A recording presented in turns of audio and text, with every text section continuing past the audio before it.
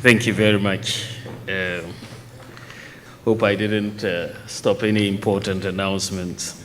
Your Lordship, Justice Doche, the Special Prosecutor, the Auditor General, and my good friend Ace Ankoma, distinguished invited guests, ladies and gentlemen. It is really an honor to be asked to speak at this seminal event commemorating the important judgment in the case of Occupy Ghana versus the Attorney General, a case which was decided by the Supreme Court of Ghana on this day 2 years ago, 14th June 2017. Let me congratulate the organizers of today's event for their dedication to reminding us about the need to celebrate this event. The Occupy Ghana's case was a decisive moment in our national effort to combat corruption. Occupy Ghana took up the case in order to compel the Office of the Auditor General to carry out its constitutional duty of disallowance and surcharge.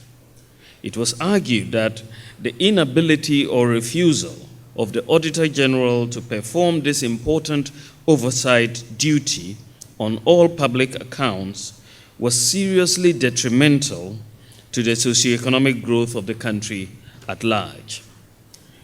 We welcome and applaud the decision of the Supreme Court to uphold the mandatory obligation on the Auditor General to comply with the legal requirements imposed on the office. In its judgment, the Supreme Court granted reliefs that will encourage transparency, deepen probity, and ensure greater accountability of our state institutions. The ability of the Auditor General and his readiness to issue surcharges against individuals and institutions and the disallowance of expenses are powerful tools in the fight against willful misspending and theft by public officials. But the work of the Auditor General cannot be viewed in isolation. Tackling corruption is a combined effort of state institutions and the public in the guise of civil society, the media, and individuals. It is critical to our successful fight against corruption that the full range of anti-corruption institutions and actors work effectively. When the Auditor General identifies instances of misspent public funds, it is essential, but not sufficient, only to issue disallowance and surcharge notifications. There should also be an ongoing exchange of information with other investigative and prosecuting authorities, including the Financial Intelligence Center, the Special Prosecutor, EOCO, CID, and so on. We now have a number of important and autonomous offices working to protect the state funds, including Parliament, the Auditor General, and the Special Prosecutor. Protecting state funds begins with the budgetary process, budget hearings, and budget debate, and the passing of appropriations bills. The process ends again with Parliament through the Public Accounts Committee after the Auditor General has submitted its reports to Parliament. Such critical instruments and institutions of state must be allowed to work unimpeded and without interference. The work of state institutions must also be supported by the public and public watchdogs, such as civil society and the media. Distinguished ladies and gentlemen, we have had a long history in Ghana in the fight against corruption. Those of us who are old enough can remember the Kalabule era, in which corruption was blatantly ingrained in the fabric of society. This was really the height of rent-seeking, as we saw in Ghana. And we tried to deal with this corruption in various ways. We whipped people. We arraigned people before citizens vetting committees with summary justice. People were jailed, and people were shot as we tried to deal with these phenomenon of corruption. But none of these measures seem to have stopped the canker of corruption. Recently, I made a statement that when you're fighting corruption, it's almost like fighting demons and principalities. That it keeps coming back. When you think you've even killed it, it will rear its head again. And so, notwithstanding all the efforts that we were making, you will see that if you went to the passport office to get a passport, you'll have to go through some Goro boys and pay some money to some officials to get a passport. Or if you found yourself trying to get a driver's license, you would again go in and have to pay some bribes. Or if you had to go to the port to clear your goods, that was another kettle of fish. You'd have to pay through your nose. If you went to the Registrar General to try to start a business, the processes were very cumbersome. Even going to get electricity from the Electricity Corporation. Again, the various things that, in terms of services that individuals, the ordinary citizens of this country, will try to access were fraught with many corrupt practices. And so when you look at our experience in how we protect and the lessons and how we protect the public purse, the learning and the experience of other countries teaches us that ultimately what matters in the fight against corruption and in the protection of the public purse is efficient or effective institutions and systems. That if you have effective institutions and systems, you are really on the way to fighting corruption effectively. After all, when we look at the countries where they have minimized corruption, not eliminated, because it's not possible to say you eliminate, but you've minimized corruption, then you look at their systems. They have effective systems. So when we Ghanaians go to those countries, we work within those systems, and we are as incorruptible as anybody else there. But in our particular environment, if the systems are weak, then we end up falling foul of this. Ladies and gentlemen, Ghanaian society continues to be largely informal, and in such an informal environment, access to all manner of public services can be difficult without Goro boys and land guards and so on.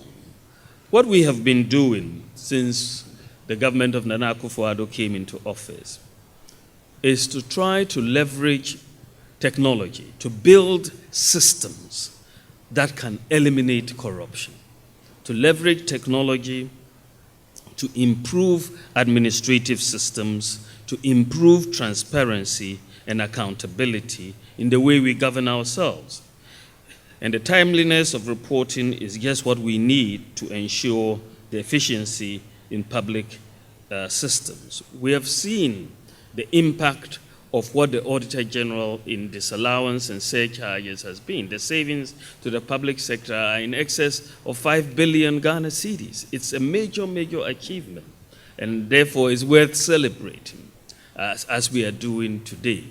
But beyond that, we also need to put in place the systems that will actually also be very preventative and deter all of this. And we are putting in place an architecture that is changing the way we are going to do things in the public institutions. And when we are all done, we would have completed in short order many years of public sector reforms that we have not been able to do. So we have embarked on a process of digitization and formalization of the public sector. The introduction of national ID cards is going to be very important because that forms the basis of a major integrated database system that we are putting together in Ghana. Hopefully by the first quarter of next year, that process of the national ID card issuance should be complete, and then we will be able to link that database, your unique national ID, to your GRA, to your National Health Service, to your police records, and all of that. We will have a major integrated database so that we will all be visible in the system. And that is really at the heart of also fighting corruption, because everybody is visible to the system. We've done the digital property addressing system. Today, as I said, if you go to the DVLA today, you can get a digital license. You can apply online. And everybody who goes to the DVLA today, because we've changed the system of applying for a license, you will see that the Goro boys have disappeared. So the corruption that used to be very endemic at the DVLA is no more. You have first-class services that are being offered, and the reduction of that human interface has been very, very, and it is the system that has changed. And that is so important in dealing with corruption at a place like the DVLA. The passport office is similar because we've gone to a more digital environment, and it's also, we've really taken out corruption in the application for passports, and it's no longer the case. We've introduced mobile money interoperability, which is one of the most important reforms that we have done. And with that, you are allowing interoperability between your mobile wallets on your mobile phone, your eSwitch accounts, and your bank accounts. We are the only country that has that type of interoperability that I know of. That has been done. But what it's allowing us to do is to begin the process of going cashless in the public sector. By June of 2020, as we have programmed, all public services will be paid for electronically. All public services, through to the MMDAs, through your mobile phone or your bank card or whatever. We've piloted this at the Ministry of Tourism, and the government revenues have increased by fourfold just at one ministry, fourfold increase.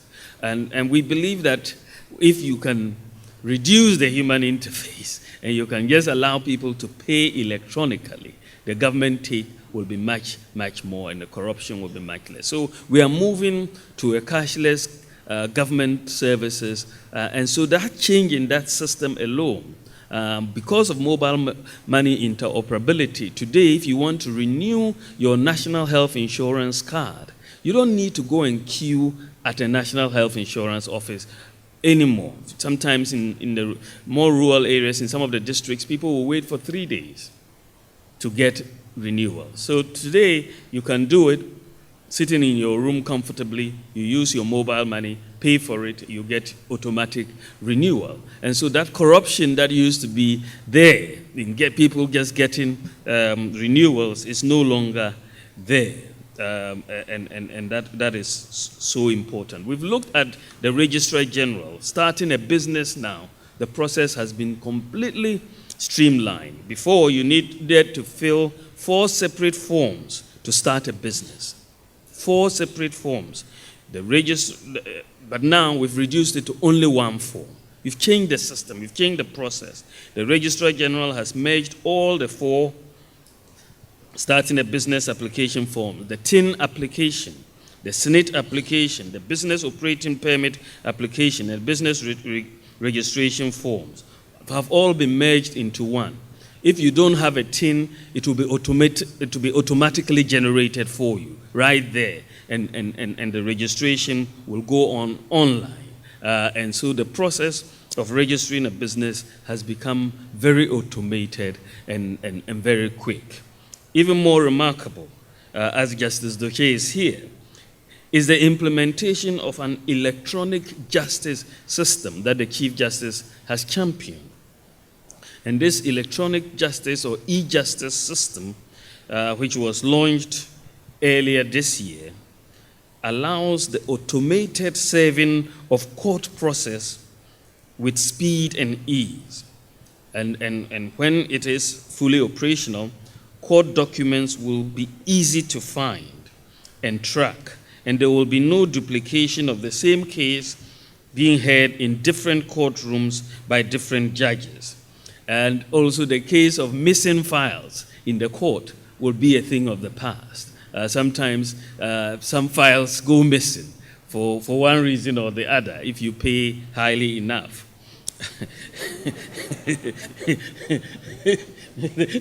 They may not find them all of a sudden.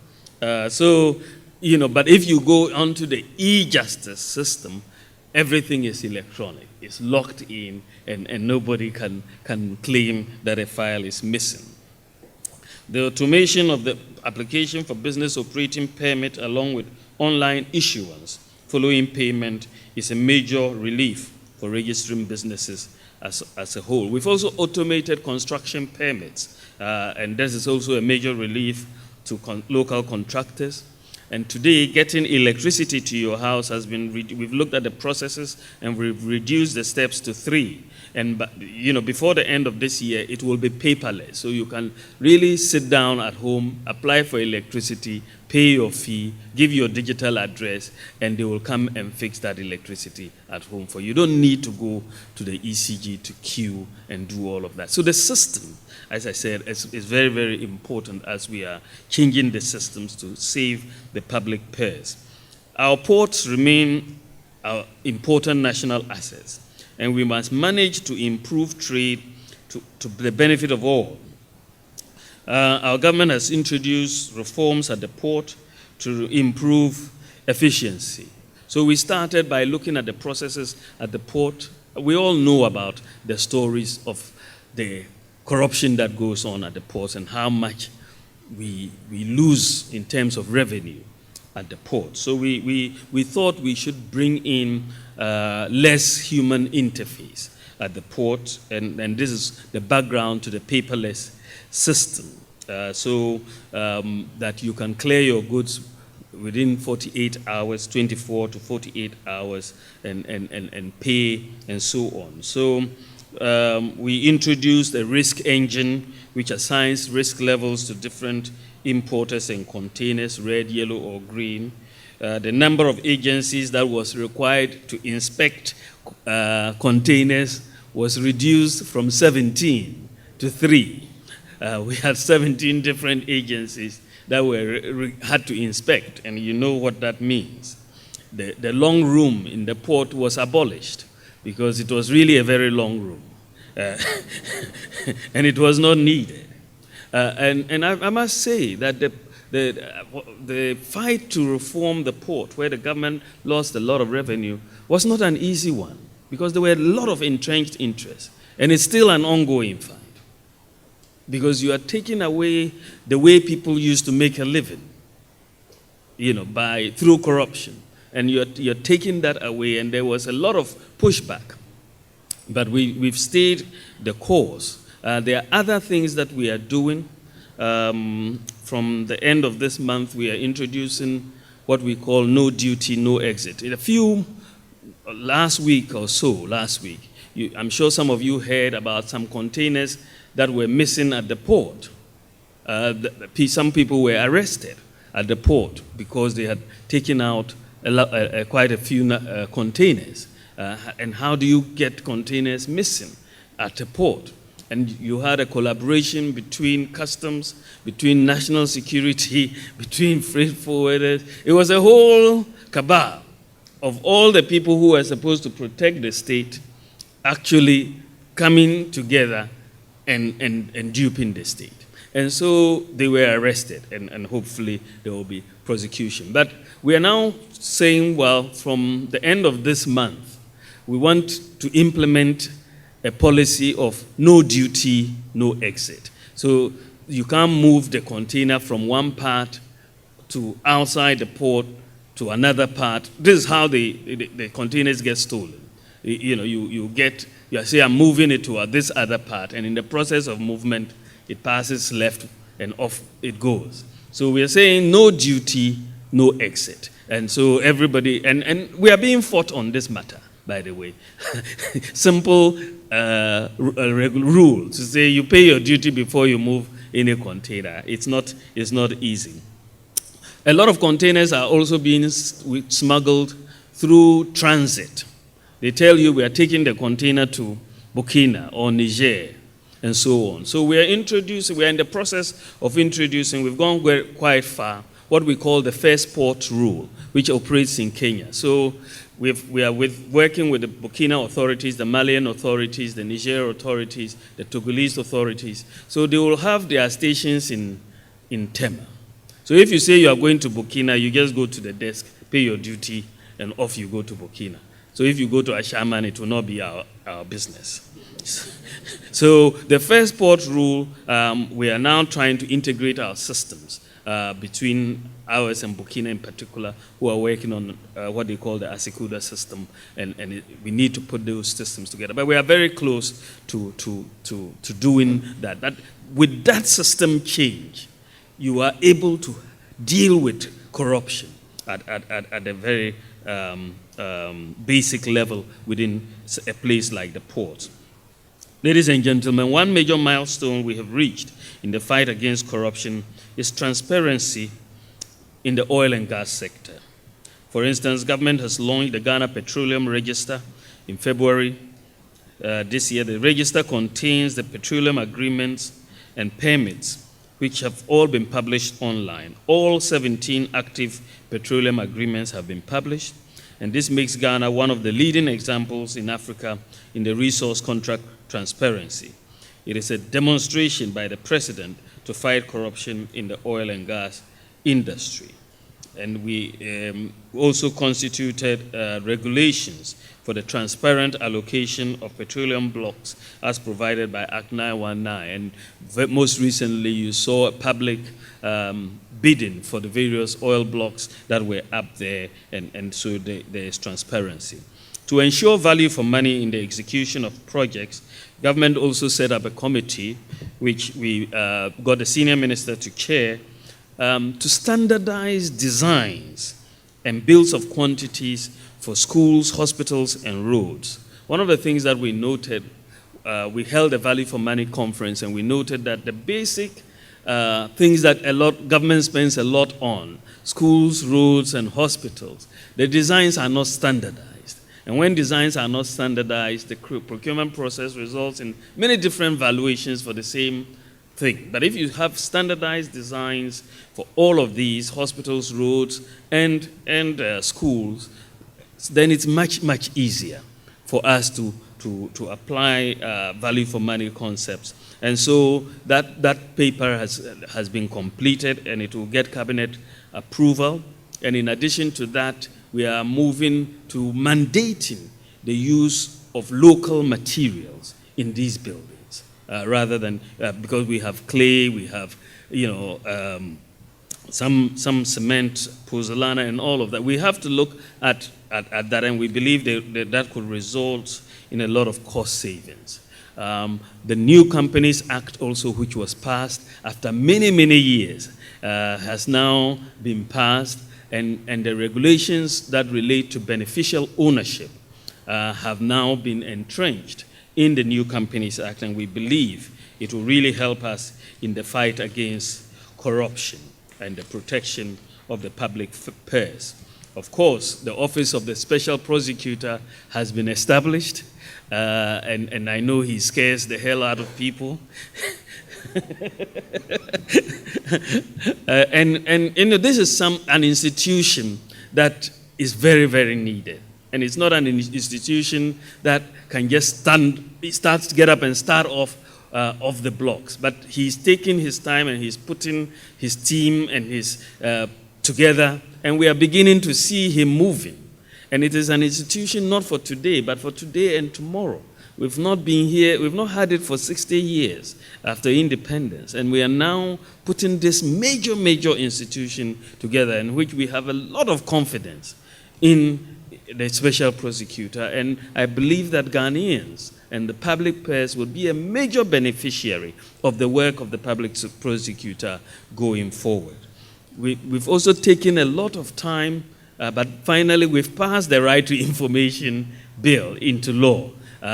Thanks to a lot of pressure from Occupy Ghana as well, and civil society in general. But it has taken time, and it is going to get into effect after all the preparations this year. It will start into effect next year. This is something, again, which is landmark, and it will be something which will really stand the test of time. It's something that has been passed, and we are going to see it in action. And so, yes, it has taken time, but it's better late than never. We've passed it, and I think it is going to be very, very important as a tool of course, we have prosecutions taking place as well. At least 21 people are being prosecuted for corruption. We have cases such as the Republican Stephen Opuni and 2 others, Republic versus Eugene Bafo-Bonny and 4 others, Republic versus Ernest Thompson and 4 others, Republic versus Edna Temoklo, and Republic versus Duku and 5 others, and so on. So that aspect also, whilst you're doing the systems, the prosecutions will also take place, and I believe that as investigations are completed, regardless of government, whether it's NDC or MPP, if there are any investigations, you will see prosecutions also come in place, to take place. The Public Procurement Authority has launched a very important system, the e-procurement system, that allows us now to track procurement that is taking place in various public institutions online. And so you get notices of when the procurement is taking place, so that you won't go and they will say, oh, there are no forms, the forms are finished, or it's already been awarded before you even know that it was supposed to happen. So it gives everybody a level playing field and so on. So, ladies and gentlemen, I'm just saying that the government of Nana Addo Dankwa Akufo-Addo is putting in place systems and institutions that will help us going forward. The landmark reforms that we have introduced in the last 2.5 years in the fight against corruption will stand the test of time. And I believe that these are some of the most important landmarks that we have seen in this country, most important reforms in the fight against this corruption that we have seen in the last 50 years. They are reforms that you can say, okay, I don't have any more corruption at the DVLA. I don't have any more corruption if I want to get a passport. By the way, when the national ID is issued, when we finish, that will be it. If you want to apply for a passport, all you will need is just your national ID number. You don't need to go and apply for a new form. They have all your details. You will not need to fill. So we will streamline, and so with mobile interoperability, you just pay your fee and and they'll deliver your passport. So we've implemented the most, for me, speaking from an unbiased point of view, of course, we've implemented some of the most important reforms in the fight against corruption that we have seen in this country in the last 50 years. But it is only the beginning. I think that we have made a good start, but we have to keep, there's a lot, as I keep saying, when you fight corruption, you fight demons and principalities. So you cannot say you have fought and won the battle. The battle is always going to be a continuing one. But I believe that with all of these that we have, with the caliber of the Auditor General that we have, with the caliber of the Special Prosecutor that we have, and so on, and then the resourcing of the institutions. We have increased the goods and services for the anti-corruption institutions more than is happened in the last 10 years, and the resourcing of them is very critical. So we are working. It's work in progress. That we also believe that the fight The success of our fight against corruption depends on collaboration amongst various institutions, public and private citizens. Without the work of concerned individuals, such as Occupy Ghana, working as an NGO reportedly with very little support from anyone but themselves, we will not be here today to celebrate the development in the evolution of the law and the fight against corruption. We applaud all citizens, all those bold citizens who stand up against the corrupt and the embezzlers of public funds. May we all continue in this most critical work of protecting our commonwealth and ensure that we can use the share our resources efficiently and fairly to the benefit of all. I thank you so much for your intervention, for your attention, and I'd like to again thank Occupy Ghana and the Auditor General in this landmark case. Occupy Ghana took it there. Justice Doche and his colleagues ruled in favor of them, and the Auditor General has taken his responsibility and really more than implemented it. He's done an excellent job, and we thank him very much. God bless all of you, and God bless our homeland, Ghana.